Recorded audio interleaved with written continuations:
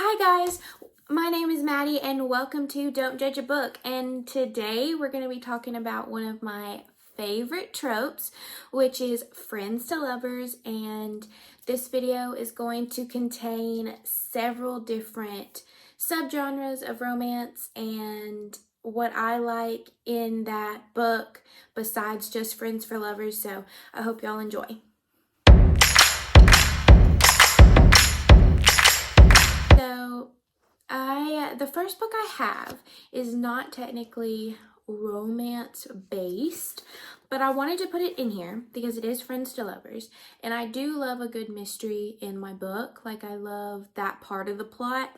And so the first book I have is The Daughter of Sherlock Holmes, and it's the first one by Leonard Goldberg, and this one is all about she's figuring out that she is Sherlock Holmes' daughter, but she ends up falling in love with Dr. Watson's son.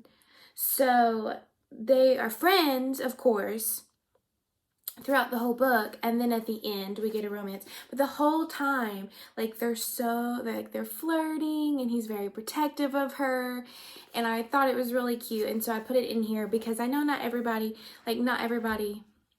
can read just romance. They need something else in their books. So if you like friends to lovers but you also want something else in your plot, this is really good. The bad guy, they know who the bad guy is through the whole book, so it doesn't keep you guessing. It's just how they can figure out how he did what he did. So I really liked that. I really liked that spin, that it wasn't, the plot twist wasn't who it was how it was done. So I really enjoyed that, and I really like that trope in mystery books. So this was a really good friends to lovers, and I couldn't put it down, so highly recommend this one. Okay, the next one is a fantasy, so I'm trying to give as many subgenres or genres as possible in this video. This is part 1. I'll have a part 2 to Friends for Lovers coming up, and other tropes that I really love, and hopefully some books that you didn't know had that trope in it. But y'all probably know this one, and it is Rhapsodic by Thallassa. And this one is friends to lovers if you think about it. So it is fantasy, and sometimes high fantasy too as it goes on in the series. But this one was really good. Like, this was a 5-star read for me this year. I read the series and I really loved it. So Desmond and Callie are the two main characters, and they start off as friends. Like, he saves her after she basically defends herself against her stepdad, and he gets her into a good school and helps her figure out that she has magical powers as a siren, and they become friends. And then he leaves for 7 or 8 years and then comes back and completely just tells her her world is not exactly what she thought it was. So this was really good. I really love friends to lovers trope, and is done really well in this one, in the sense of she needed a friend when she was that age, and he was there for her, and then when she needed more, he was there for her. So I really love that, and that's all I really can say about the trope about this book without giving too much away. But this is really good. It has fae in it and sirens and all that good stuff, so recommend this one. Okay, so the next one I have is just a romance. It's actually Christian fiction romance, but it's not women's fiction. Like, with Christian fiction, you have to be really careful that you stay more on the Christian fiction romance side and not get into too much women's fiction, because I don't like women's fiction. I never can get into it. I think it's boring. I think they're all the same. So women's fiction is not really my jam. But so when I found this book, I got addicted to the author, and I really love the author's writing. But this is the 2nd or 3rd in this series, but you can read them all as standalones, and that is When I Fall in Love by Susan May Warren. And it was so good. So she is in Hawaii. They're both in Hawaii, and he is a hockey star or a football star? Hockey. So he is a professional hockey player, but he loves to cook. And every year when he has his week off between seasons. So in his professional career, in his team, in this world, he only has a week off. It's kind of like baseball, where if they're not practicing or playing, like if they're not practicing, they're playing, and if they're not playing, they're practicing. That's kind of how hockey is seen in this book. And so he gets a week off of no training, no games, no like trading, so he can't be traded during this week. So it's kind of like a break from hockey, and he goes to Hawaii every year during this week and goes to this cooking conference thing, and the same people go every year, but this year she is here, and they get partnered up because the chef sees him as like a seasoned chef, and he's really good at cooking. And so since she's new to this whole thing, she gets partnered with him, and they become friends, and he tries to help her cook better, and she is trying to open up a restaurant where she lives. And she has a huge family, and the other books are about her family and his family too. I think his family has some books too. But this is my favorite in the series, and it's really good because he's like this big grumpy hero, and she's definitely a sunshine heroine. And it's so funny because they become friends first, and you know, like A Walk to Remember, when she's like, I'll be your friend, but don't fall in love with me. That's kind of how he treats her in this book. And she's like, well, no problem, you know? And then her whole family finds out that they're friends, and they're like, you know, he's a hockey player, and like all this stuff. And so it's so funny that she had no idea who he is, but like her brothers know who he is, and it is so funny. And then they end up falling in love, and she's like, wait a minute, I need to go home. And he's like, no, like, and he like pursues her really hard. So this is a really good book. I would recommend. I rated this one, I think 5 stars when I read it. I haven't reread it yet, and I read this a while ago, so I might be keeping this one out to reread it, but would recommend. Okay, the last physical book I have to show y'all, and then I have some that I've read either arcs or ebooks for, but I read this book in high school, and it's adult. It's categorized as a lot. So it's adult, it's romance, it's Christian fiction, there's just a lot. And this book, it's very hard to describe what it is without reading it. The author did a really good job with this book. And there are trigger warnings for sexual abuse, violence, PTSD, and loss of a child in this book, and suicide is a trigger warning in this book.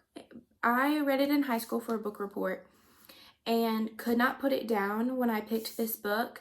It's a long book, but it's really worth it, and I could not believe when I read it. But anyway, it's called Bridge to Haven by Francine Rivers. So basically, okay, so we have this girl, and her name is Abra, and it starts off the story that a pastor is walking over this bridge that he goes to think in this town, and he hears a baby crying and finds a baby wrapped in a blanket under the bridge. And so he basically saves the child because it's cold outside and raining, and he saves the child, brings it home.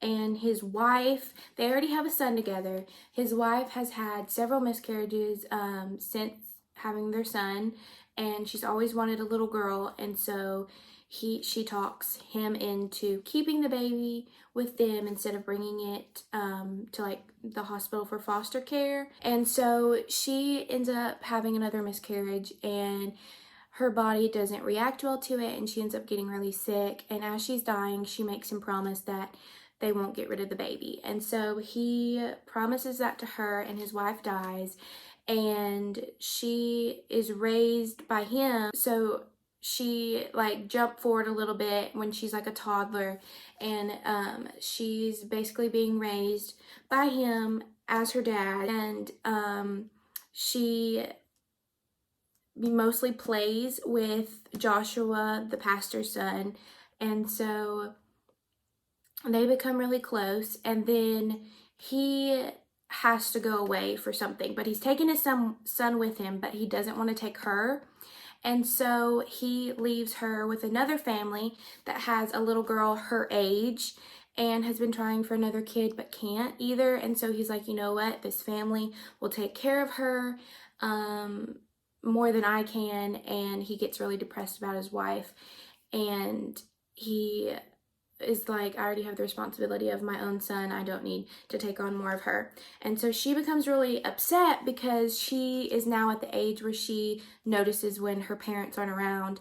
And so now she has 2 other people trying to get her to call them mom and dad and a sister. And she thought she already had a dad and a brother.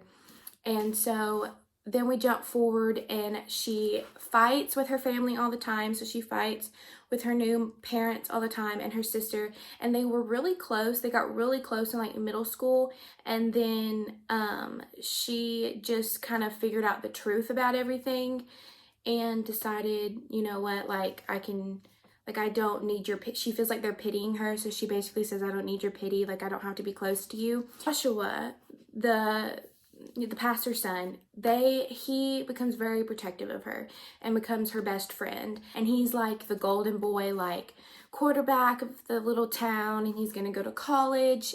He ends up joining the military. Like, he is the golden boy, so when he tells people to stop, they basically listen. And so when he leaves, she has a hard time because there's no one for her to talk to, she feels like. And so a boy comes into town, and he's a bad boy, and he's promising her that he can take her away and that he loves her and all this stuff. So she goes with him, and he ends up taking advantage of her, and she basically is like, okay, well, my life's ruined now. Like, I can't go back to Haven because no one's gonna believe me that it wasn't my choice. And this does take place in the 50s, so it was a time period where, you know, families still saw like that, you know, that whole situation would be a problem. Really raw at this point, because I mean, she was left by someone that told her that he loved her, and so she's really struggling, and she sees Joshua out, and he is out of the military. This is a few years now since she's left Haven, and her family has basically stopped trying to contact her, but he has been looking for her, and he finds her, tells her, we're still friends, like I still care about you, and she basically goes crazy. Like, she doesn't know what to do, and he was like, well, maybe you should pray about it, maybe you should go to church, like just get healthy, like this isn't healthy. And so something happens, and she finally just has this moment where she's like, I want to go home. And so she stops acting, and she does something drastic, and she starts working at a diner, and the lady at the diner is trying to give her advice, and she ends up seeing Joshua again, and he was like, I'm still your best friend.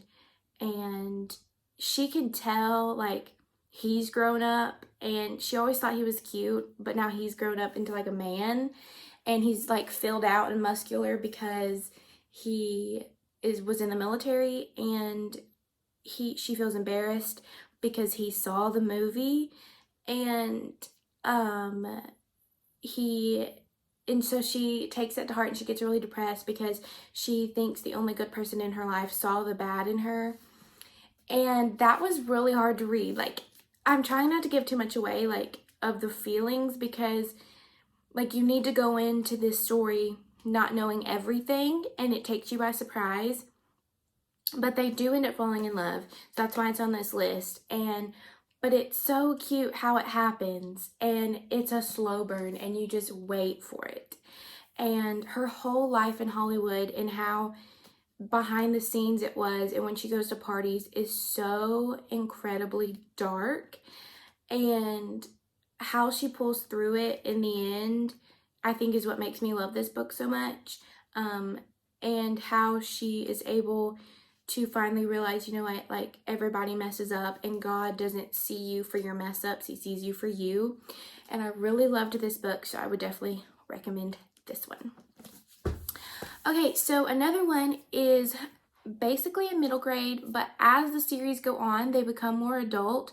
So this series, the author, she it's Christy Miller by Robin Jones Gunn, and it starts with Christy Miller is 15, and it goes all, like, she's still writing books about it, and she's already had a baby. Like, not at 15, like, she's, like, in her 30s or something now.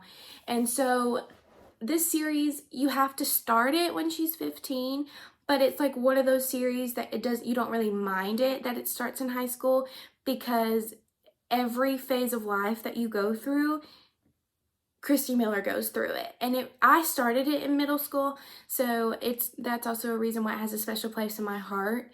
But it does start off as friends to lovers. So her parents send her to her aunt and uncle's house in California for their summer, and so she goes, and she is in California, and of course they live on the beach, and so she's at the beach all the time, and she wants to learn how to surf. And Todd is a surfer, and he decides he's going to teach her how to surf. And they have one of the cutest meet cute, and I'm not going to spoil it in this video. I'm going to do a meet cute video for that trope, and I'll talk about it there when I do that one. But in this video, just in case you're going to read it, I don't want to spoil it because it was so cute, and I didn't see it coming, and it was really cute.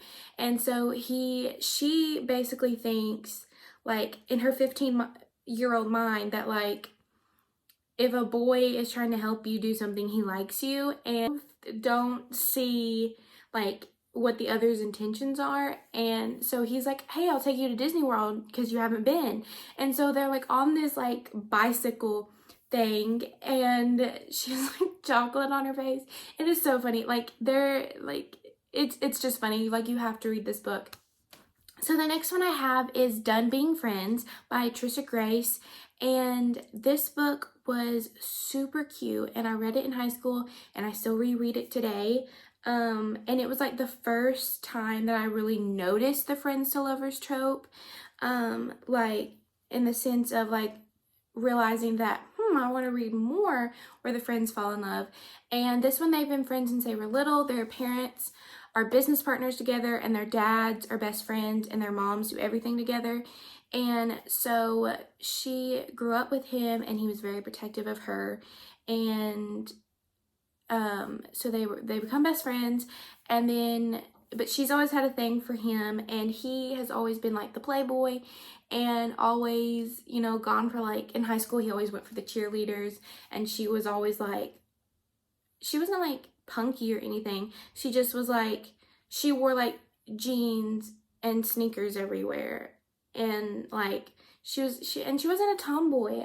It was just, she just dressed comfortably, and the girls he went out for, you know, dressed differently than she did. And so she is a missionary, and she has been teaching English in several different countries for a while, and so they haven't seen each other in a while, but he's very protective of her and been waiting for her to come back. And so she comes back because her dad's sick, and she needs to take over the business, and they both have two of the, like, their families own two of the most successful businesses. And so she's never learned the business. She never thought she was going to have to learn. She always just thought, like, if her dad decides to retire, he'll sell it, and that's not what he wants to do. He wants to keep it in the family. And so she's having to dress like a businesswoman, and she's having to, like, learn the lingo of the business world. And it's so funny because she messes up, but then, like, she will, like, make a joke, and, like, people will just, like, laugh it off, and I'm like, that's so funny. And so, but she comes back and surprises him, and he is trying to teach her the business world because he's the CEO of his parents' company now. And and then it turns out that someone's trying to sabotage the business. So someone has been stealing money and doing illegal things, like, in the name of the business, like taking the business name and then doing illegal things in other countries. And so she's trying to figure out who did that and who has been ruining basically her dad's name because he can't do anything, he's sick. And so it's really good. It has a lot of funny moments in it, especially because, like, since they're so well known, like the paparazzi is always after her family. And so like there's a scene where like she has to like talk her way out of a really rough question, and it's so funny, and I still laugh at that scene today, and it's so funny. So I would highly recommend this book. So I have 2 more left to go over, and the next one is a paranormal, and it's The Vampire's Mail Order Bride by Kristen Painter. And I was just looking for like a funny paranormal book to read, and like months ago, and I was just like, I found it, and it was like free on Kindle or Apple Books or one of those. And so I was like, okay, I'll read it, because it has one of those cartoon covers. I'll put it up here. And I was like, this is just gonna be like a funny read, because it wasn't very long, and it was so good. Like, I rated it 4 stars, and she is on the run. Like, she witnesses some murder happen, and she ends up being on the run from the mafia, and so she runs into this like weird building in this alley, and this old lady's like, oh, hello, and she's like, yes, and starts making up like who she is, and she's like, oh, you're the new secretary, and she's like, sure. And so she's like, okay, well, let me go get your welcome packet. And she starts seeing what's on this desk, and it's for a mail order bride. And she thinks it's just like some normal guy in some little town that's trying to get a bride. And so she picks one randomly, and she's like, you know what, I'm just gonna put my name on here, and I'm gonna go. So she erases the name of the woman that's on there, writes down this woman's phone number, and then puts her name down. And she leaves before the old lady comes back. And so she calls the girl, and she's like, we had a mix-up, I'm so sorry, we'll call you with a new match. And the lady was like, okay, like, are you sure? And she's like, yeah, sorry about that. And so she ends up going in the place of this woman, and she thinks he's just like this weird guy who likes to be a scientist in his basement, and he has this weird butler. And she basically packs up her whole life, puts it in her car, puts her cat in the front seat with her, and goes to this guy's house. And everything looks like it's Halloween. Like, everybody is dressed up in costumes, and there's like pumpkins everywhere, and like Halloween themed things, and like all the restaurants have like weird Halloween names. And so she's like, what did I get myself into? But she's also like, this is better than, you know, being killed by the mafia because I witnessed murder.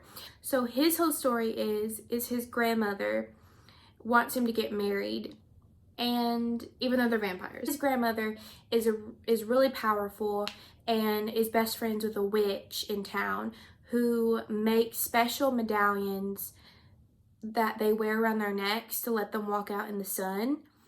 And so she's basically holding that above his head and is like, I'll take it away, and you won't be able to walk out in the sun unless you give me grandkids. And he's like, fine.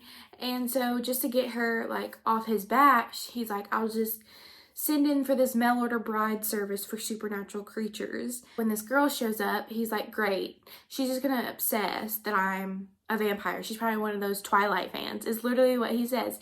And he says, if she asks me if I sparkle, I'm gonna bite her. And I thought that was so funny, because it's just like what all of us think anyway. Like, when we read a book like this, like, if he sparkles, I'm DNFing it. And so they become really close friends, because he has been in like a dark place because he feels like, no, he can't talk to anybody because of what he is. And then him and his brothers are close, but they don't live in town very often. They only come to visit. And so his family is really well known in the town, and so he feels like everybody only wants him for his money and who he is and what his name is. And so she's different. She doesn't know who he is, doesn't know what he is, doesn't know about his past and what he's being made to do. And so they become really good friends. This one does friends to lovers really well. The last one I have is an historical, and I read it as an ARC, but it should be available now, and I'll put it up here. And it's How to Turn a Frog into a Prince by Bree. And I rated this book 4.5 stars, I think, and it was really good. It is a retelling of Princess and the Frog, but friends to lovers version. They both are in high society, but how they got there is very, very different, and they don't hang out in the same circles. So they're at this party for that, and she sees him being grumpy, and she doesn't know anybody else there, and so she's like, you know what? I'm gonna go sit next to him, and I'm gonna be his friend because he looks like he needs one. And so she sits down next to him and basically says, like, you're not getting up, I'm not getting up until we talk and we're friends. So they become friends, and she, you know, gets him to open up, and and they fall in love at the end. And so it's a really good book, and it was really cute that it was a Princess and the Frog retelling, that it was like she was able to turn this grump into like this sweetheart by just being his friend, and then they fall in love. I really liked that, and that was really unique about this story, so I'd really recommend that. Okay guys, that is all the friends to lovers trope recommendations that I have for this video. I plan on doing another friends to lovers later on in probably next year, and I have other trope videos coming up, so be on the lookout for those, and my weekly reading vlog will be up soon too. So don't forget to subscribe and hit that like button, and I'll see y'all later. Bye!